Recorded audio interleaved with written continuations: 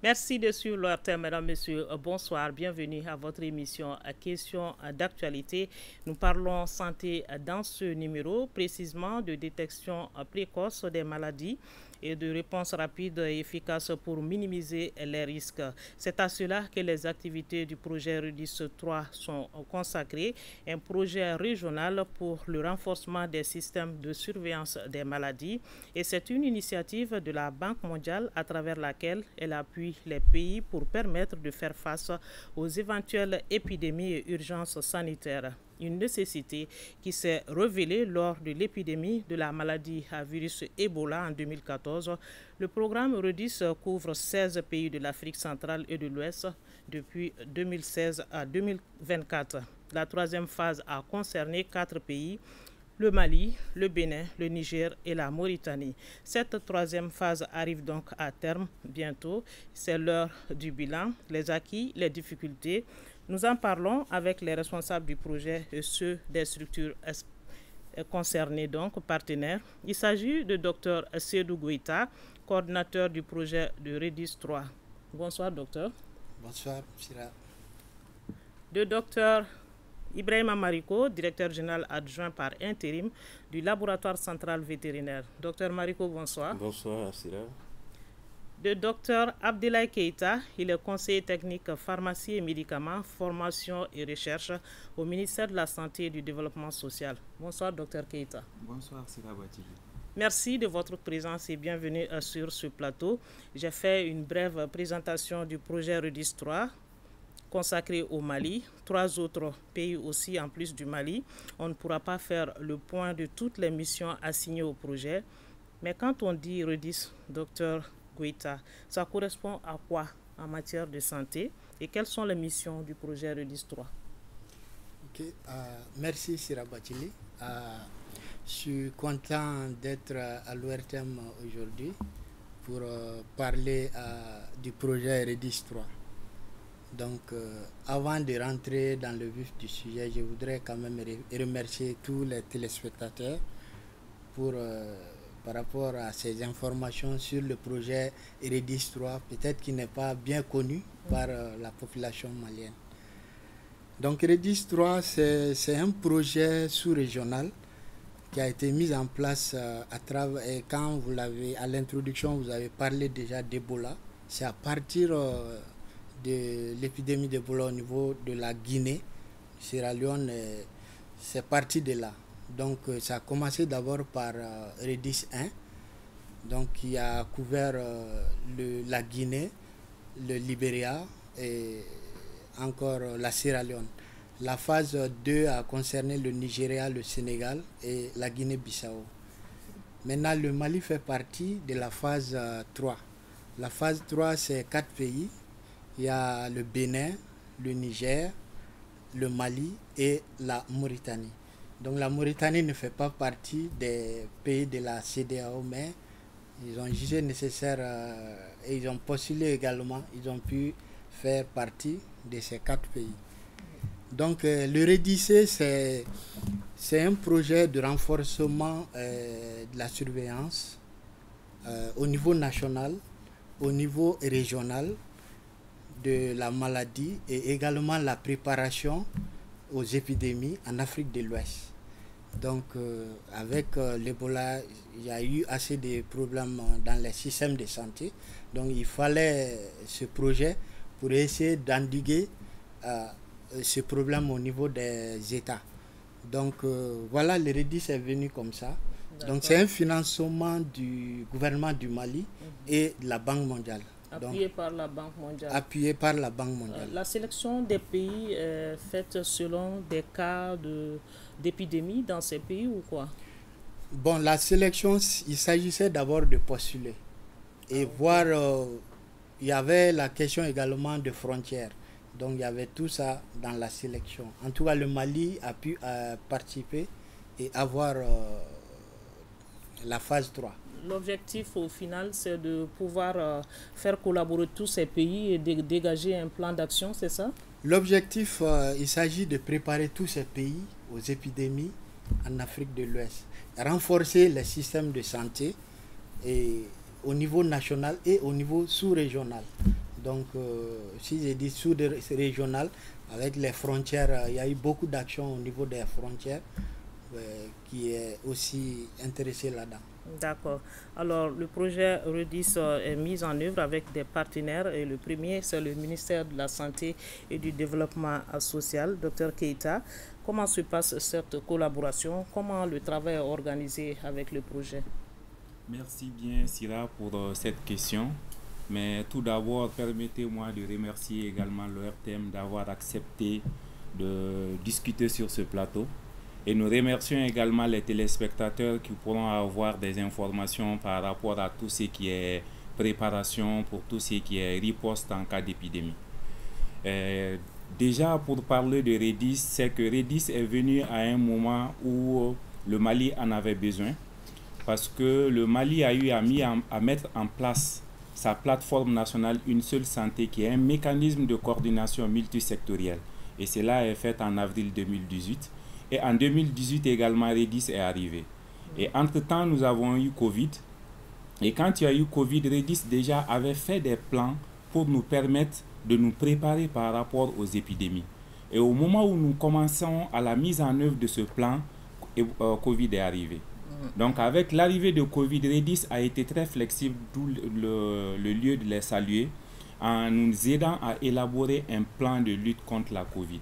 Et quand on a eu à élaborer ce plan de lutte contre la Covid, tout de suite, ils se sont engagés à financer une bonne partie de ce plan, ce qui nous a facilité la lutte contre la Covid-19. Ce plan consistait à quoi faire? Ça portait sur quoi concrètement? Ce plan avait différents volets. Il y avait un premier volet communication qui était vraiment la cheville ouvrière, parce que vous saviez, quand la Covid est arrivée, on n'avait pas d'informations. Il y avait en plus encore une infodémie par la suite. Donc avec ces infodémies, comment les trier, comment les mettre à disposition, on avait cette grosse difficulté. Donc ils sont passés par le centre de communication qui est le CENIEX au service du ministère de la Santé et du Développement social, qui nous a aidés à élaborer des documents, à informer la population afin qu'on puisse être à un niveau. Après cela, il y avait le volet test. Donc on avait des difficultés pour nous approvisionner en réactifs. Ensuite, il y avait les masques pour pouvoir nous préparer, et il y avait par la suite les kits de lavage de mains. Donc REDIS s'est vraiment déployé pour nous permettre d'avoir ces différents éléments et nous permettre à un niveau acceptable au début de la maladie. D'accord. Alors, un autre partenaire ici, c'est le laboratoire central vétérinaire. Docteur Marico, une épidémie, définition simple, c'est l'apparition de la propagation d'une maladie infectieuse qui frappe en même temps et en même endroit un grand nombre de personnes. Quel est le lien avec les animaux? Bon, le lien avec les animaux, tout d'abord, merci Assia pour l'invitation faite par l'ORTM, également au projet REDIS pour débattre des acquis du projet. Le lien avec les animaux, c'est que les animaux constituent la porte d'entrée de la plupart de nos maladies. Parce que les études ont montré que nous avons en commun plus de 75% des maladies. Et généralement, soit c'est l'animal qui est le point de départ, soit c'est l'homme. D'où le terme zoonose. Donc l'objectif visé à travers l'implication du LCV, ça se fait dans l'approche Une Seule Santé. C'est-à-dire que les questions de santé, il faut mettre tous les acteurs concernés pour qu'on puisse évoluer par rapport à ces aspects. Quand on parle d'approche Une Seule Santé, il s'agit de 4 secteurs clés. Il y a la santé humaine, la santé animale, il y a l'environnement et il y a l'agriculture. Avec les animaux, comme je l'ai dit, c'est important de connaître les maladies au niveau de ces animaux pour éventuellement prendre des dispositions et que l'homme soit épargné par rapport à ces cas de contamination.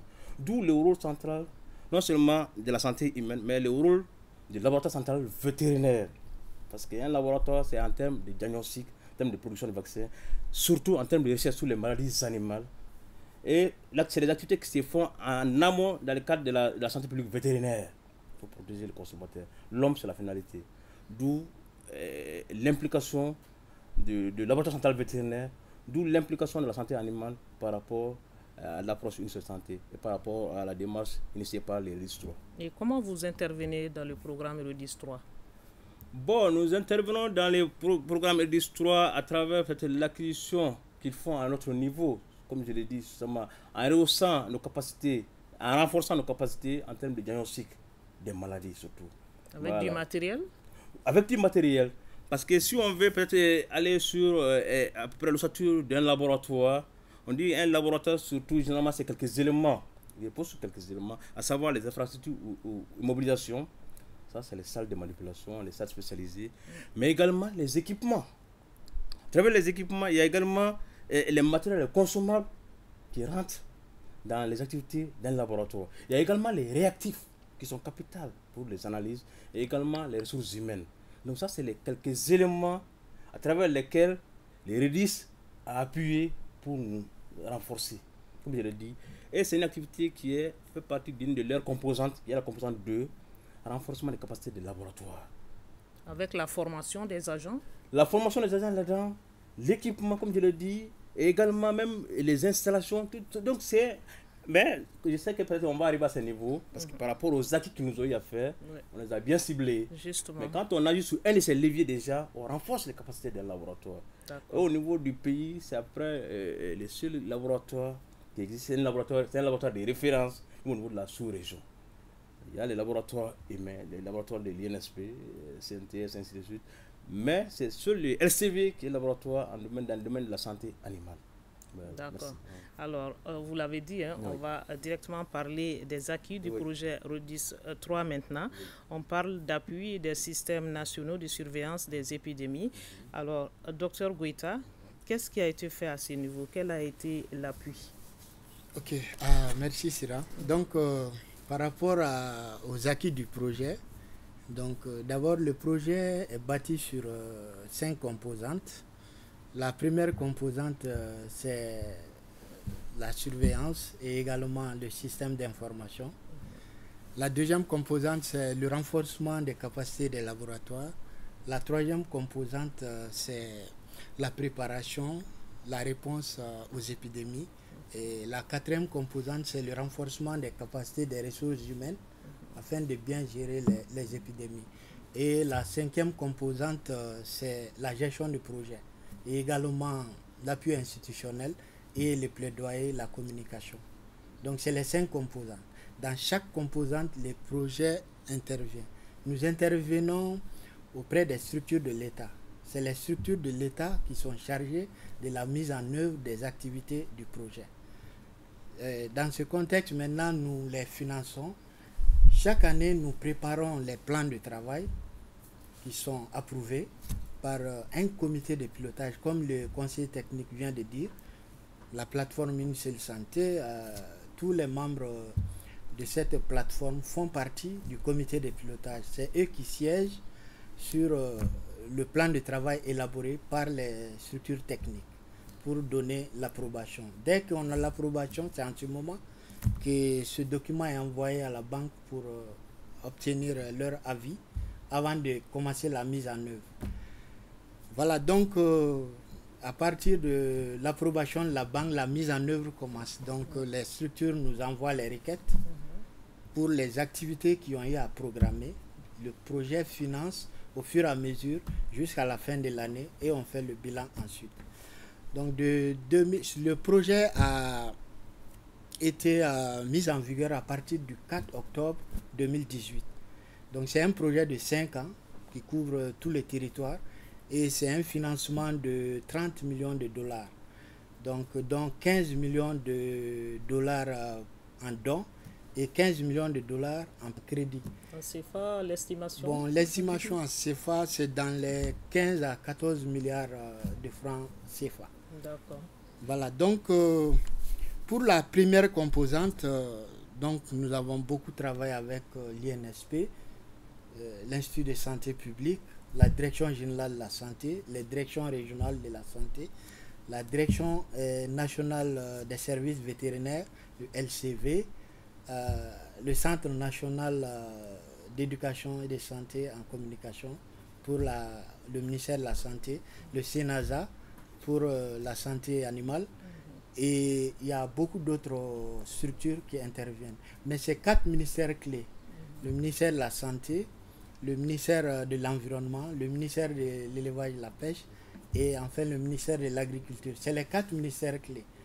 Mais l'intervention va également au niveau de d'autres ministères. Mais c'est les 4 qui sont les ministères clés du projet. Et comment vous arrivez à coordonner avec tous ces ministères Oui, pour la planification?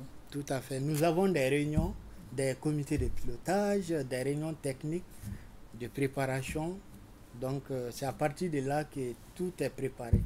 Les plans de travail annuels, c'est convoqué par le ministère de la Santé. Et ensuite, les activités sont réalisées après la mise en place de ces plans. D'accord. Donc, Maintenant, en ce qui concerne les réalisations, donc quand on prend la première composante, surveillance et information sanitaire, donc il y a eu beaucoup d'activités qui ont été menées. D'abord, il y a eu des formations, du renforcement des capacités. Dans le cadre des épidémies d'abord, la formation en épidémiologie de terrain. Donc le projet a eu à former environ 100 agents, tous corps confondus. Comme il a si bien dit, c'est un projet, l'approche c'est multisectorielle. Donc il y a l'élevage, il y a la santé, il y a l'environnement, il y a aussi l'agriculture. Donc il y a des poules d'agents qui ont été formés pour cela. Donc environ 100 personnes ont été formées pour l'épidémiologie de terrain. Donc il y a 3 types d'épidémiologie. L'épidémiologie de terrain première ligne, il y a eu environ 80 personnes qui ont été formées. L'épidémiologie de terrain intermédiaire, ça c'est en cours. Il y a une cohorte de 15 personnes qui sont en cours de formation. Personnel sanitaire? Personnel sanitaire et élevage, santé humaine, élevage et également l'environnement. Donc ensuite il y a l'épidémiologie avancée. Ça se fait au niveau de l'université de Ouaga. Mais le Mali est en train de se préparer pour ouvrir cette formation au Mali. Il y a eu beaucoup de réunions déjà sur ça. Donc nous avons envoyé environ 4 personnes à Ouaga pour la formation en épidémiologie avancée. Mais au niveau de la faculté de médecine également, on a formé 6. Donc ce sont ces agents qui sont, si vous voyez au niveau des directions régionales de la santé, ce sont ces agents en cas d'épidémie qui sont mobilisés. C'est eux qui agissent, qui interviennent. En plus de ça, il y a eu, le projet a financé beaucoup des groupes d'équipes d'intervention rapide au niveau de tous les districts presque. Nous avons formé d'abord au niveau des zones frontalières, comme c'est le problème s'il y a des épidémies, donc il faut sécuriser d'abord les frontières. Il y a eu ensuite les autres districts. Donc le projet a formé environ beaucoup d'équipes d'intervention. Ça fait beaucoup de détails, on ne pourra pas tout citer. Voilà, mais globalement, si on vous disait de dresser un bilan par rapport à la formation, vous avez formé combien d'agents au Mali aujourd'hui, puisque le projet arrive à terme? Au jour d'aujourd'hui, le projet a formé environ 5000 personnes, tous thèmes confondus et toutes structures confondues. Si vous prenez la DGS, il y a eu beaucoup de formations. Si vous prenez le LCV, il y a eu des formations. Si vous prenez l'INSP, il y a eu des formations. Au niveau des régions, les régions ont été formées sur les guides SMR dans le cadre de la surveillance intégrée. Donc il y a eu beaucoup de formations dans ce sens. C'est pour renforcer la surveillance en cas d'épidémie qui ne nous surprend pas. Docteur Keita, cela a été de quelle utilité pour vous, par exemple, ministère qui œuvre dans ce sens? Ok, vraiment merci beaucoup pour cette question. La grosse difficulté, c'est que c'est le ministère de la Santé qui partait seul. Et avec la création de la plateforme nationale Une Seule Santé, dont le secrétariat est assuré par le ministère de la Santé, qui regroupe, comme il l'a dit, les 4 secteurs clés, l'élevage, ou plutôt la santé animale, l'environnement et également l'agriculture. Et aussi, il faudrait juste, pour pouvoir appuyer son volet zoonose, c'est que dans les études ont montré que 60% des maladies infectieuses humaines sont d'origine animale. Et avec les maladies émergentes que nous avons actuellement, 75% sont issus également des animaux, sans pour autant rentrer dans le cadre des bioterrorismes, parce qu'il y a 80% de ces pathogènes également qui sont utilisés par ces gens. Donc si on arrive à avoir un seul groupe, une seule communication, on va pouvoir cerner les contours pour la santé humaine, parce que nous sommes tous dans le même écosystème. C'est pourquoi le projet même est bâti sur ces 4 axes principaux. Donc ces 4 axes principaux, avec les appuis qui sont faits, nous sommes arrivés à voir que les indicateurs du système de santé sont rehaussés. Et également, le projet nous appuie chaque année pour évaluer l'état d'avancement de ces indicateurs. Parce qu'en 2017, l'OMS est venu évaluer le Mali pour voir quel est le score de nos indicateurs. Quand on aura une épidémie, est-ce que vous êtes prêts? Et quand vous avez l'épidémie, est-ce que vous pouvez le cerner en si peu de temps? Donc ça, c'est les principales questions qui étaient ressorties. En dehors des épidémies, s'il y a des catastrophes, qu'est-ce que vous pouviez? Et le projet a également appuyé ce qui lui a permis, peut-être qu'il a, comme le bilan est aussi trop vaste, avec la Direction générale de la protection civile, ils élaborent chaque année des plans de contingence. Donc c'est toujours dans ce même cadre. Également, au niveau du ministère de la Santé, comme il l'a dit, les équipes d'intervention rapide, on sait que tout de suite, s'il y a un problème dans une localité, on a des équipes prêtes. Il y a eu 114 qui ont été formés et chaque équipe est constituée de 8 à 9 agents. Et ça contient aussi bien la santé humaine, la santé animale que la santé environnementale. Donc, les agents des eaux et forêts ont été également formés. Donc, tous parlent le même langage. Et chaque mois, nous faisons une réunion au niveau du ministère de la Santé pour voir les possibles épidémies qui peuvent surgir. Alors, docteur Keita, oui. Comment on peut surveiller une épidémie? Avec quelle stratégie? Maintenant, comme il l'a dit, il y a la surveillance à base communautaire. C'est pourquoi on a même intégré les communautés afin que quand il y a tout de suite un problème, ils alertent. S'ils font l'alerte, maintenant l'équipe d'intervention est là, les agents de santé sont informés et ils vont aller voir. Déjà, le chasseur même qui est en brousse, quand il voit un peu beaucoup d'animaux morts, il va se dire « Ah tiens, il y a un problème ». Il fait l'alerte. Les services vétérinaires vont aller chercher à savoir qu'est-ce qu'il y a et l'information est remontée au niveau de la santé humaine. Comme tout concourt un peu à notre santé, nous, donc on cherche à comprendre quel est le problème. Tout de suite, il faut agir avant que l'épidémie ne se propage. Donc, dans ce cas précis, les équipes sont déjà prêtes. C'est ce qui fait que les choses avancent normalement. Voilà, les équipes sont déjà prêtes. Bon, c'est vrai, quel qu'en soit notre niveau de préparation, une épidémie, elle peut venir. Oui, donc, il peut y avoir des surprises. Voilà, il peut y avoir des surprises. Que Dieu nous en garde. Amen. Alors, docteur Mariko, à votre niveau, docteur Goïta l'a dit, hein, ce sont des comités de pilotage qui sont mis en place. Quelle a été la première proposition que vous avez faite au niveau du projet REDIS qui a été répondu? Bon, la première proposition, c'est-à-dire que, comme il l'a dit, normalement, les propositions sont faites, c'est-à-dire qu'on formule des activités qu'on soumet lors du comité de pilotage. Enfin, lors du PTBA, les plans de travail et de budget annuel qui se tient chaque année. Donc, les différentes structures font des propositions d'activités. Nous, c'est surtout en termes de renforcement, comme je l'ai dit, de nos capacités. Et à travers ça, déjà, les premières actions, ça, c'est la dotation même du labo en laboratoire mobile. Nous disposons d'un laboratoire mobile. Mais également, l'appui en termes d'appareils de dernière génération, qui est un installateur de particules de type Malditov, qui permet de faire des analyses dans un temps très court. Donc, en tout cas, il y a eu des acquis. Comme je l'ai dit, lors des PTBA, nous proposons des activités. Et maintenant, les projets se chargent de les mettre en œuvre. Éventuellement, quitte à maintenant après à nous envoyer, à nous doter par rapport à ces équipements. Mais il y a également même la pose d'incinérateurs au niveau du labo, même titre que d'autres structures. Ça, c'est pour la gestion des déchets biomédicaux. Mais également, comme je l'ai dit, il y a l'acquisition d'un groupe électrogène. Tout ceci, ça rentre, par exemple, au compte de... On a une antenne à Caille, laboratoire central vétérinaire de Caille, qui relève du laboratoire vétérinaire de Bamako. Donc, on les a dotés en groupe pour les rendre beaucoup plus autonomes. Donc, globalement, c'est ces différents aspects, mais qui se font en termes de renforcement de capacité. C'est pourquoi j'ai parlé des différents niveaux. Par exemple, quand on prend au niveau des infrastructures, l'élément infrastructure immobilisation, également, il est prévu la réhabilitation de certains de nos bâtiments.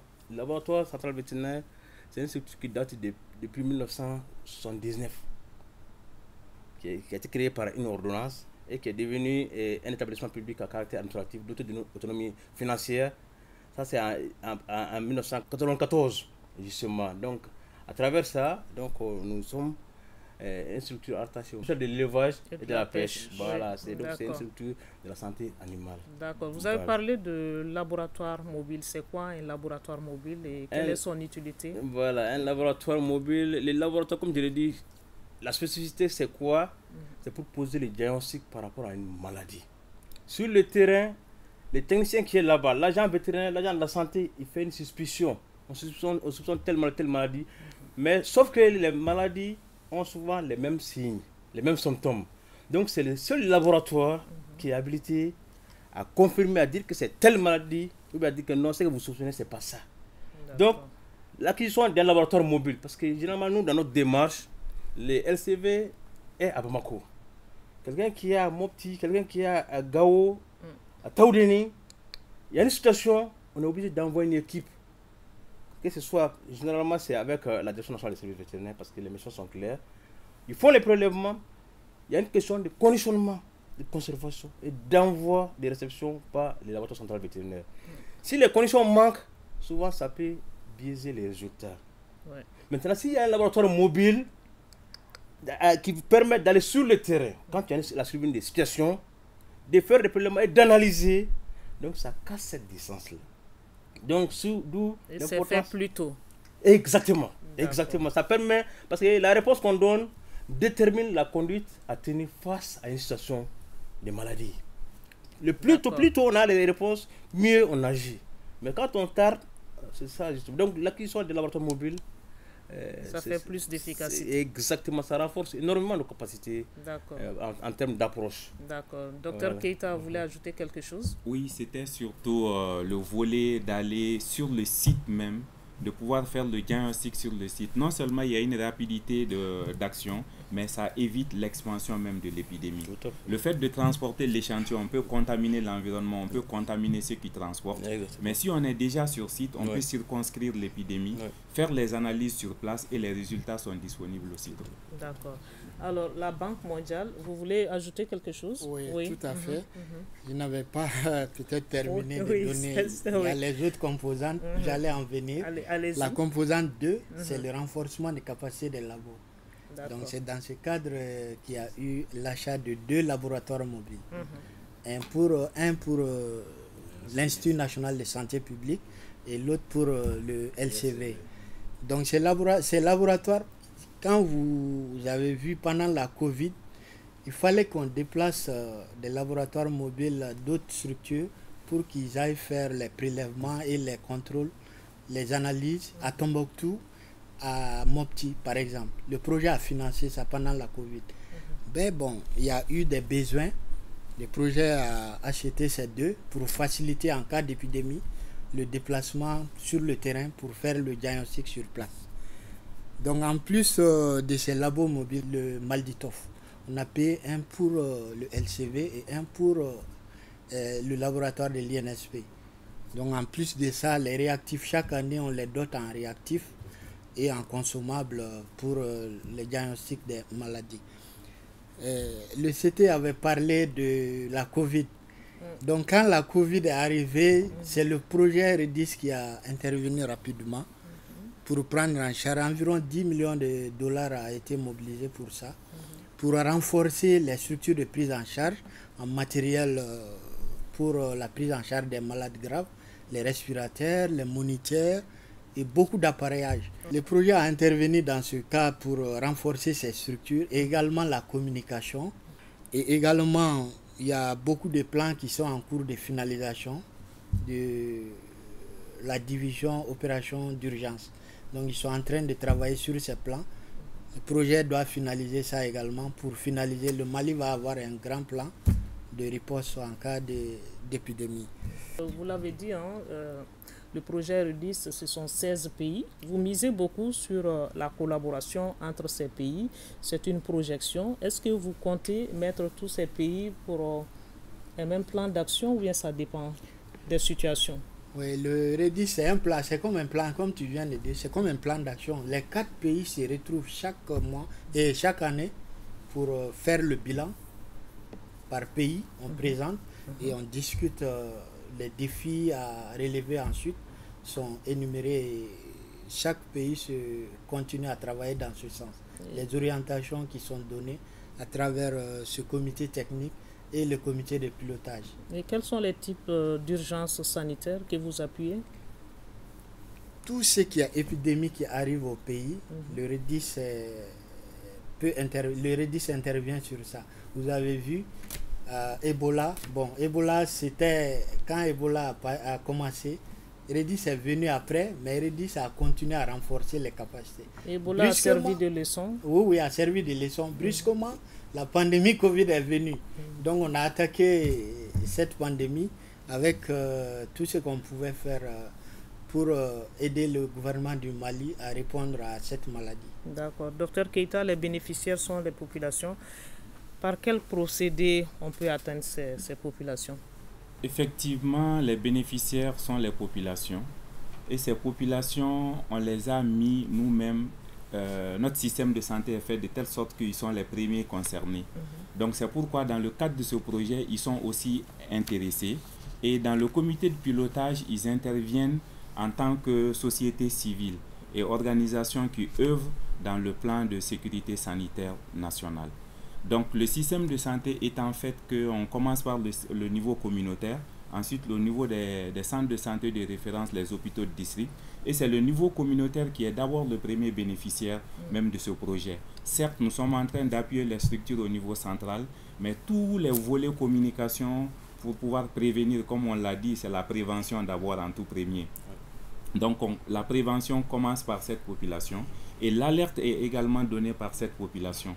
Et également, REDIS a eu même un volet appui quand il y a eu Covid. Donc la banque a appuyé en donnant même, c'est vrai qu'au tout début on n'était pas d'accord pour qu'on refuse de ne pas reconnaître Covid en disant qu'on donnait de l'argent. Ça a été très difficile pour nous-mêmes de pouvoir aller jusqu'à ce niveau. Mais la banque a appuyé les populations qui étaient affectées à ce niveau. Et pour tout ce qui est également consommable et les équipements de protection, ils étaient également là pour bénéficier de ces aspects. Et les renforcements de compétences et la communication, ils ont bénéficié également de ces différents éléments. Donc, toutes les fois où la santé intervient, on fait de telle sorte qu'ils soient là et qu'ils soient à l'écoute. Ce qui nous permettra de voir les indicateurs. Peut-être que Goïta ne l'a pas aussi dit. REDIS, ce n'est pas seulement sanitaire, pas la santé tout de suite seulement. Par exemple, pour tout ce qui est sécurité alimentaire, on est dedans parce que c'est des indicateurs qu'on évalue. Et REDIS également appuie afin qu'on puisse avoir des informations pour tout ce qui est sécurité alimentaire. Donc, ça permet de prévoir certaines choses, certaines maladies. Effectivement. Déjà, quand il y a une épidémie, vous savez, il y a différents volets qui sont affectés. Certes, il y a la santé publique qui est affectée. Il y a également le volet économique qui est affecté et il y a le volet environnement aussi qui est affecté. Et tout ce qui est enjeu social également fait partie. Donc nous avons obligation au sein de cette plateforme de pouvoir traiter ces différents volets. Comme on l'a dit, le secrétariat étant assuré par le ministère de la Santé, on ne se limite pas seulement tout de suite à l'état physique même de la personne. Mais il faut voir l'état psychique, il faut que je sois aussi, que je n'ai pas faim. Sinon, si j'ai faim, ça va être difficile de pouvoir tenir. C'est très important. Docteur Marico, l'action collective est beaucoup prônée dans le cadre du projet REDIS. Par quoi elle se manifeste à votre niveau? Le rôle du labo, c'est un peu spécifique dans la chaîne, parce qu'effectivement, nous sommes un élément central, mais nous ne sommes pas sur le terrain. Parce que sur le terrain, au niveau de l'élevage, c'est les services vétérinaires, à travers la Direction nationale des services vétérinaires, qui s'occupe des aspects de surveillance, à travers les labos, les services déconcentrés, et également qui se font appuyer par l'ordre des vétérinaires du Mali. Ça, c'est la présence des vétérinaires titulaires du mandat sanitaire. Donc, comme je le dis, les labos, c'est un peu en retrait. Quand tu as la situation, on reçoit. Mais n'empêche, on a fait des activités avec ces acteurs de la santé animale qui sont sur le terrain, tels que les mandataires. Par exemple, il y a certains types d'analyses qui ne sont pas compliquées, c'est des tests rapides, des dépistages de certaines maladies. Pour vous dire que par rapport en termes de maladies au niveau du REDIS, les REDIS évoluent sur un certain nombre de maladies qui sont reconnues comme étant des zoonoses prioritaires, parmi lesquelles nous avons la rage, nous avons les charbons bactériens, encore appelés anthrax, nous avons la brucellose, nous avons la tuberculose, nous avons les fièvres hémorragiques, dont Ebola fait partie, fièvre crémeuse, etc. Nous avons les grippes zoonotiques. Et dans ça, nous avons la fièvre apteuse qui est là-dedans. Donc, et nous avons les trypanosomoses. Tout ceci, c'est des maladies que nous partageons en commun avec les animaux. Donc, par rapport à une de ces maladies, on a initié une activité de renforcement des capacités des vétérinaires titulaires du mandat sanitaire, comme je l'ai dit, qui sont en train de surveillance sur la première ligne au niveau de la santé plus, les gens des services vétérinaires. Donc, c'est pour les former sur les tests de dépistage. Au lieu de nous envoyer les prélèvements au labo, on s'est dit que non, c'est bon, il faut les outiller et qui sont sur le terrain et les procurer ces kits de détection. Donc, à leur niveau, ils peuvent faire le travail et éventuellement remonter l'information. Alors que ça prenne le temps, à travers des activités comme ça, qu'on essaie de mieux outiller les personnels qui sont sur le terrain. Et si je comprends bien, oui, vous êtes au début et à la fin. Au début, oui, pour faire oui, des diagnostics. Exactement. Et à la fin, pour oui, donner quelque chose de concret tout aussi. Tout à fait, tout à fait. Comme je l'ai dit, un laboratoire, il est capital. D'accord. Il est capital dans la chaîne sanitaire. Parce qu'on soupçonne sur le terrain. Mais si le labo ne confirme pas, souvent c'est compliqué. Voilà, parce que comme je l'ai dit, la plupart de nos maladies, il y a beaucoup de maladies qui présentent les mêmes symptômes, les mêmes signes. D'accord. Mais c'est seul le labo qui est habilité. D'accord. Voilà. Docteur Goïta, comment s'organise la riposte? La riposte, ça s'organise depuis le niveau central. Dès qu'il y a épidémie, ça commence, il y a des commissions qui sont mises en place. Il y a une structure déjà pour ça au niveau de la Direction générale de la santé et également au niveau de l'INSP, la division des opérations d'urgence. Donc, quand une épidémie arrive, c'est le coordinateur de point focal qui alerte rapidement l'OMS par rapport à l'épidémie. Donc, c'est en ce moment que les dispositions sont prises. Donc, l'alerte va au niveau de toutes les régions qui prennent des dispositions et pour commencer à préparer les interventions. D'accord. Le REDIS 3 est appelé à contribuer à la mise en œuvre des normes internationales de l'Organisation mondiale de santé animale, dit-on. Quelles sont ces normes? Bon, les normes, c'est tout ce qui est le respect environnemental, sauvegarde. Tout est respecté dans le projet. Il y a eu des études qu'on a eu à faire par rapport aux sauvegardes environnementales, le respect de l'environnement, également comment utiliser les intrants sur le terrain. Toutes ces normes sont appliquées à partir des structures de mise en œuvre. Donc, mais le projet a des experts qui se déplacent pour aller voir réellement si ces normes sont tenues, si les structures sont en train de respecter ces normes. Il y a un spécialiste en santé animale qui est recruté, il y a un spécialiste en sauvegarde environnementale, un spécialiste en sauvegarde sociale, il y a un communicateur. Donc le projet est étouffé par plusieurs experts qui sont dédiés, qui travaillent dans ce sens. Il y a un spécialiste même en violence basée sur le genre. Alors, docteur Keita, on a parlé de la surveillance. Ça se fait avec quels moyens et pendant combien de temps? Est-ce qu'il y a un temps déterminé pour la surveillance épidémiologique? Les moyens, déjà, je commence par là. C'est le lieu également de remercier Redis qui nous a permis de mettre à disposition un outil que l'on appelle le DIHS2 qui permet d'assurer la surveillance depuis le niveau communautaire. Et toutes les fois où ils ont une information, ils mettent dans le système et tout de suite c'est arrivé au niveau national. Ce qui nous permet d'avoir des rapports hebdomadaires de surveillance. Maintenant, dans le temps, la surveillance, c'est vraiment une activité à vie. Tous les jours, nous sommes là, il faut veiller avant que le feu ne déborde. Donc, toutes les fois où on a une alerte et que ça atteint un certain seuil, on déclenche l'alerte et les équipes d'intervention commencent. D'où l'intérêt pour nous de rester tout le temps en état de veille. Et c'est pourquoi le projet est toujours salutaire, ce qui me permet un peu de revenir sur l'un des pans que vous aviez abordé avec Dr Goïta par rapport à la communication ou plutôt à l'uniformisation des différents aspects avec les pays et les 16 pays. Oui. C'est que de façon internationale, l'OMS a développé un outil qui s'appelle le Règlement sanitaire international ou RSI. Et ce Règlement sanitaire international donne des indicateurs pour chaque pays et que chaque pays doit respecter. Donc, une fois que les pays ont des défaillances à un niveau, ce qui veut dire qu'ils ne pourront pas contenir l'épidémie. Donc, chacun doit respecter les exigences de ce règlement. Et c'est pourquoi le projet a été bâti pour nous permettre d'être à peu près au même niveau. Donc, s'il y a une défaillance sur un niveau, qu'on puisse le rehausser très rapidement. D'accord. Voilà. Alors, docteur Marico, Oui. à votre niveau, comment ça se passe? Par rapport à la surveillance, ça se manifeste à travers des activités de recherche. Parce que les LCV également, en plus, comme je l'ai dit, la production des vaccins. C'est nous produisons les vaccins contre la plupart des maladies animales que nous avons chez nous. Et carrément, c'est nous qui contribuons à ça. Les campagnes de vaccination sont faites avec nos vaccins. En plus de ça, en plus du rôle de diagnostic, c'est les activités de recherche que nous menons sur le terrain, sur les différentes maladies. Également, actuellement, on est en partage avec le projet REDIS 3, c'est les remercier également par rapport à ça. Une étude sur les charbons bactériens. Faire la cartographie de cette maladie au niveau du pays. C'est une maladie qui est, comme je l'ai dit, la plupart de ces maladies, c'est des maladies zoonotiques également, qui attrapent l'homme.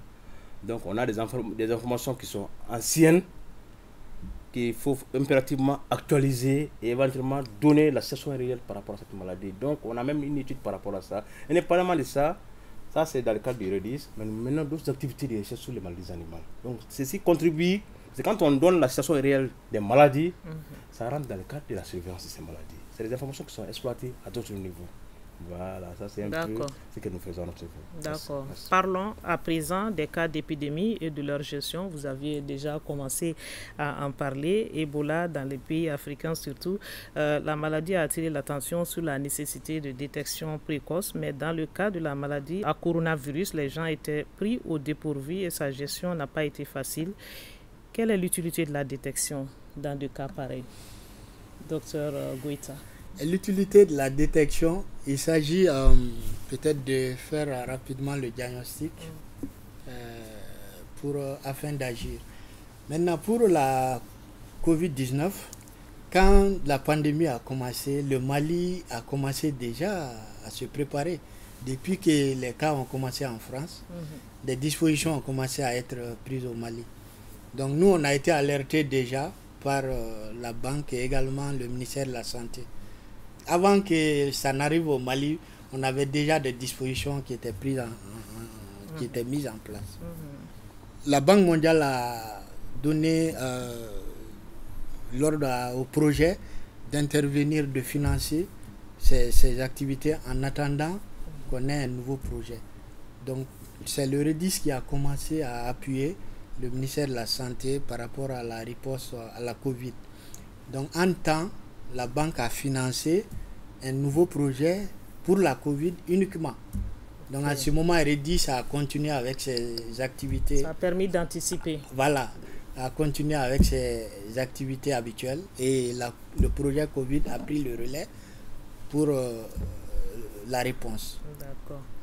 Alors, docteur Keita, pour la maladie à coronavirus, c'était mondial. Vous l'avez géré comment au Mali?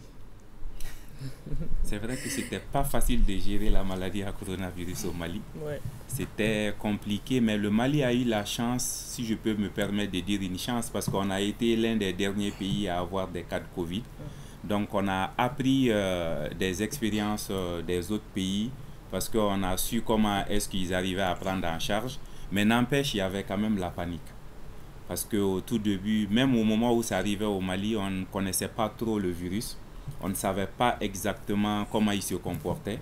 Donc, il y avait beaucoup d'informations. Et aujourd'hui, on donnait une information. Demain, on donnait une autre information. Parce que la première information qu'on avait, qui était internationalement retenue, c'est ce qu'on avait pris. Donc, cela a fait que beaucoup aussi ont continué à douter de nous, en se disant que, est-ce que vous-même, vous comprenez l'enjeu de la chose? Est-ce que vous savez exactement qu'est-ce que c'est? Mais on est arrivé à continuer à communiquer. Et la grosse difficulté était beaucoup plus avec les leaders religieux.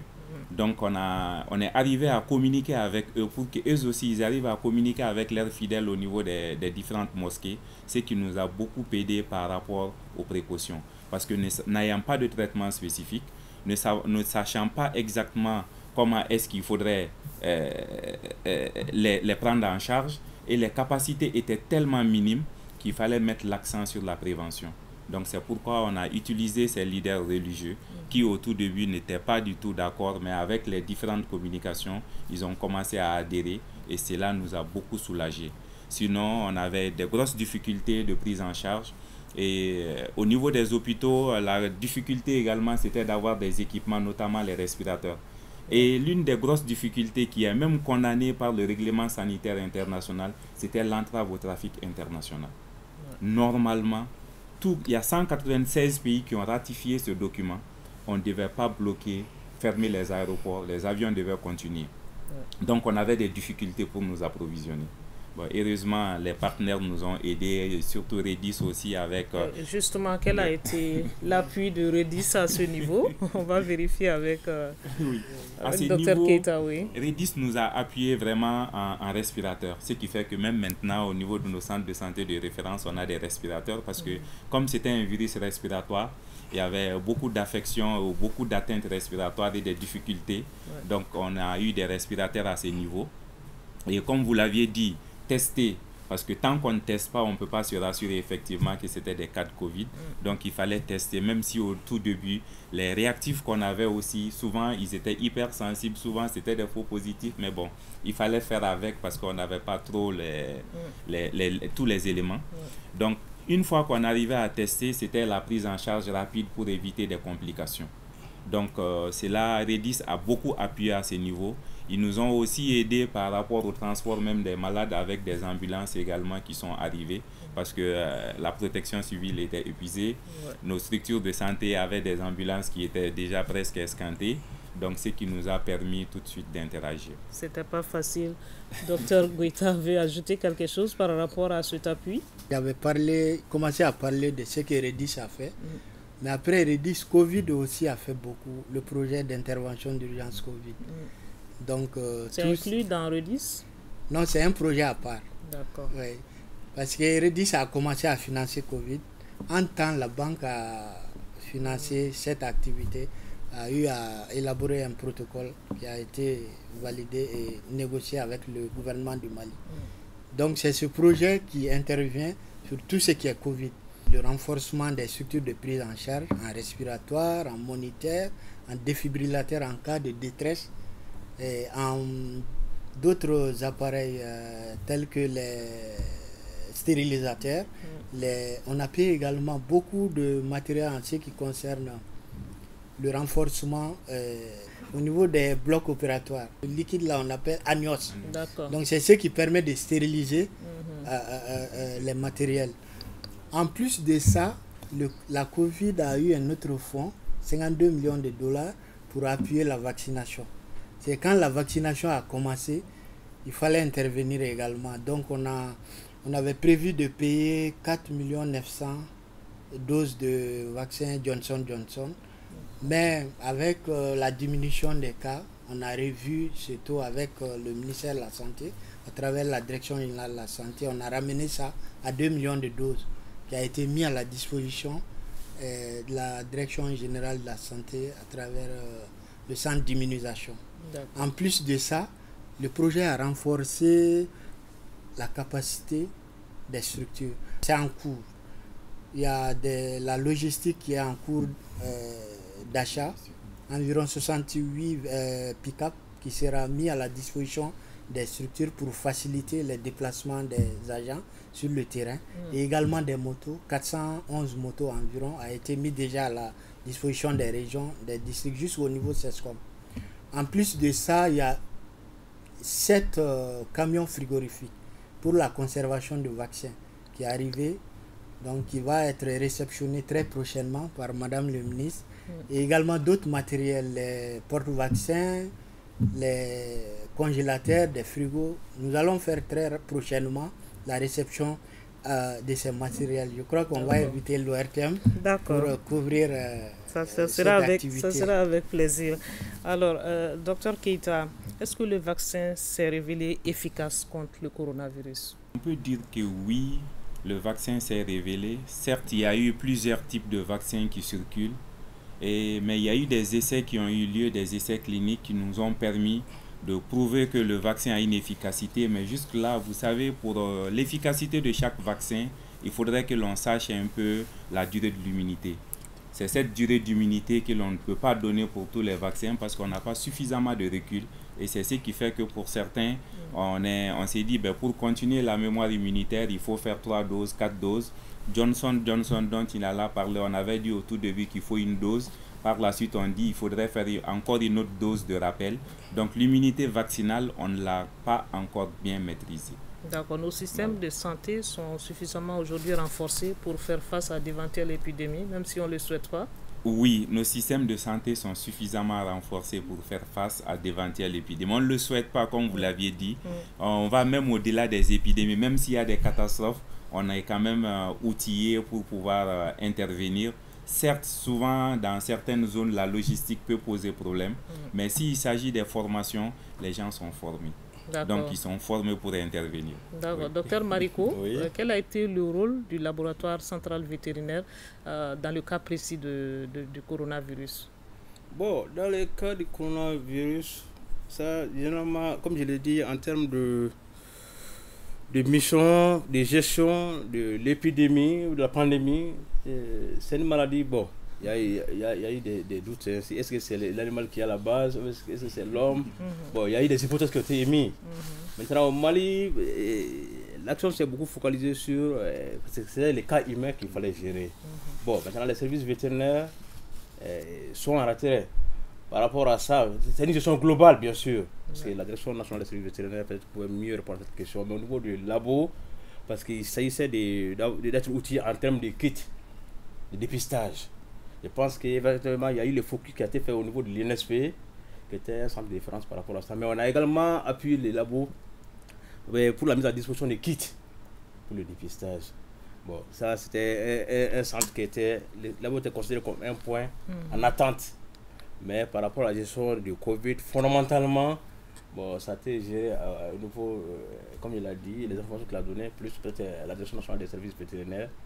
Mais le rôle des labos, comme ça, c'est par rapport au dépistage, à l'acquisition des kits de dépistage qu'on avait quand même. On a des stocks, mais on n'était pas beaucoup sollicité. Parce que le focus était mis sur l'INSP. En plus, c'est d'autres santé. D'accord. Des références par rapport à ça. D'accord. Voilà. On va parler des difficultés maintenant. En quelques mots, vous avez été confronté à quelles difficultés, docteur Goïta? Merci, Sira. Donc, par rapport aux difficultés, avant de parler des difficultés, je voudrais juste dire que... En 2 mots peut-être. Oui, le projet REDIS, ça relève du ministère de la Santé. Parce que les gens, il y a beaucoup qui ne comprennent pas le projet REDIS. C'est un projet qui relève du ministère de la Santé, ce n'est pas une ONG. Voilà, donc, en ce qui concerne les difficultés... Avec l'appui de la Banque mondiale. Avec l'appui de la Banque mondiale. D'accord. Les difficultés, c'est... Il y a eu beaucoup de suspensions avec la Banque mondiale, avec les événements sociopolitiques. Donc, en cas d'événements sociopolitiques, vous voyez, la banque suspend. Donc, on a eu 3 suspensions. Ça a beaucoup impacté sur la mise en œuvre de nos activités. Il y a également les zones d'insécurité où difficilement les activités sont mises en œuvre, mais on a pu avoir des points focaux au niveau de ces zones qui nous permettent de mettre en œuvre les activités. En plus de ça, il y a la gestion des fonds au niveau des structures de mise en œuvre. Donc ça, on est en train de trouver des solutions pour ça. D'accord. Voilà. On va rappeler les 3 objectifs du projet REDIS: l'harmonisation des politiques et procédures. On dit aussi que les pays seront en mesure de réaliser une planification et une évaluation des activités. 3e objectif, la promotion du partage des ressources spécialisées à coût élevé. On va faire un dernier tour de table maintenant. Et on va commencer par Dr Mariko. Que retenez-vous de REDIS 3 au Mali? Bon, ce que je peux retenir du projet REDIS 3, c'est surtout l'approche. C'est un projet intégrateur qui fait appel à l'ensemble, comme on l'a dit, des 4 secteurs clés surtout, même au-delà de ces 4 secteurs clés. Donc c'est l'approche, pour moi, l'approche est à retenir. C'est par rapport à beaucoup de partenaires qui interviennent de façon sectorielle. Le projet REDIS 3 permet, ne serait-ce que même les acteurs, le fait de se retrouver, ça crée un cadre d'échange. Mais également les acquis que nous tirons du projet REDIS 3, qui nous a beaucoup renforcé. surtout au niveau de l'Office centrale de comme je l'ai dit, c'est un service public. Généralement, les financements, bon, bien sûr, nous générons des ressources avec la vente des vaccins, d'accord, mais ça ne couvre pas les besoins en termes de diagnostic. Et s'il y a des partenaires qui sont dans cette dynamique, on ne peut que s'en réjouir. Comme je l'ai dit, nous remercions beaucoup le projet REDIS 3 pour tout ce qu'ils ont fait, malgré qu'il y a également des actions en cours. Et nous souhaitons que ces actions aillent également se poursuivre aillent jusqu'au bout. D'accord. Je remercie l'URTM pour le cadre offert pour ce débat. Merci mes co-débatteurs. Merci. Mon collègue de la santé. D'accord. Alors, merci. D'accord. Docteur Keita, 5 années que REDIS est au Mali. De quoi peut-on se réjouir aujourd'hui? Ok. Merci bien pour cette question. C'est que avec REDIS est venu trouver que nous sommes en train de mettre en place un mécanisme de coordination multisectorielle. Quand on parle de mécanisme, c'est nouveau. Donc, il faudrait que les gens apprennent à travailler ensemble. Et on n'avait pas les moyens de notre politique à l'époque. Donc, REDIS est venu. Donc, REDIS nous a permis de commencer à communiquer entre nous, de commencer à travailler entre nous. Donc, ce qui veut dire qu'il faudrait que nous mettons nos moyens en commun pour pouvoir avancer. Donc, avec ces moyens en commun, c'est REDIS qui les a apportés. Quand ce projet va finir, nous avons déjà développé des automatismes. À nous de chercher maintenant à la pérennisation de ces automatismes. Parce qu'on ne savait pas qu'au niveau de ce système, il fallait que nous communiquions. Même si depuis des millénaires, le système était dit comme quoi la santé humaine et la santé animale va de pair, mais on n'était pas au même niveau. Et quand on a essayé de voir les indicateurs, on s'est rendu compte que l'un est beaucoup plus en avance dans un domaine que l'autre. Donc, il fallait qu'on aille ensemble. Et REDIS nous a appris qu'il faudrait aller sur ce plan. Donc, ce qui va nous permettre, nous, même après REDIS, avec les outils que nous avons développés, de pouvoir continuer sur cette même lancée et de probablement faire un plaidoyer budgétaire pour que chacun puisse garder la même ligne d'activité, car ce n'était pas inscrit dans nos budgets. Nos budgets sont prévus juste quand il y a une épidémie, agir. Mais qu'est-ce qu'il faudrait faire avant l'épidémie? Cela n'était pas du tout prévu dans nos différentes lignes. Donc REDIS nous a déjà alertés, nous permettent de mettre en place ces différents éléments. D'accord, tout à fait. Alors, docteur Goïta, pour boucler maintenant, REDIS, la fin est annoncée pour mars 2024. Ça sera réellement la fin. Quelles sont vos projections? REDIS va continuer au Mali sous d'autres cieux? C'est vrai, le projet est en train de finir, mais il y a des perspectives. D'abord, moi, j'aurais beaucoup aimé si on arrive à terminer une activité majeure qui est l'interopérabilité entre les structures, la santé animale, la santé humaine et l'environnement. Cette activité est en cours. Donc si cela finit, ça va être très intéressant dans le cadre du renforcement du système d'information. Maintenant, en ce qui concerne les perspectives, c'est vrai, le projet doit prendre fin le 31 mars 2024. Ouais. Bon, la banque a commencé à lancer déjà un nouveau projet, parce que tous les projets REDIS ferment à partir de mars, tous les projets REDIS, sauf REDIS 4, qui est au niveau de l'Afrique centrale, comme ça vient de commencer. Sinon, jusqu'à 3, de 1 à 3, tous ces projets vont arrêter à partir de mars. Mais il y a un nouveau projet en vue, donc souhaitons que peut-être on aura la deuxième phase de ce projet. On le souhaite. Sur ces mots d'espoir que se referme ce numéro de questions d'actualité consacré au projet REDIS 3 ici au Mali, qui concernait le Mali, le Bénin, le Niger et la Mauritanie. Un programme appuyé par la Banque mondiale sur la détection précoce des épidémies et la riposte en la matière. Nos invités étaient Dr Seydou Goïta, coordinateur du projet REDIS 3, Dr Ibrahima Mariko, directeur général adjoint par intérim du laboratoire central vétérinaire, et Dr Abdelai Keita, conseiller technique au ministère de la Santé et du Développement social. Jakari Diakone Diaki a réalisé ce débat pour vous. Aridou Matina m'a aidé à la coordination. Nous espérons que vous avez eu un intérêt à nous suivre. Merci de votre attention. Bonne suite de programme sur ORTM 1. Bonsoir.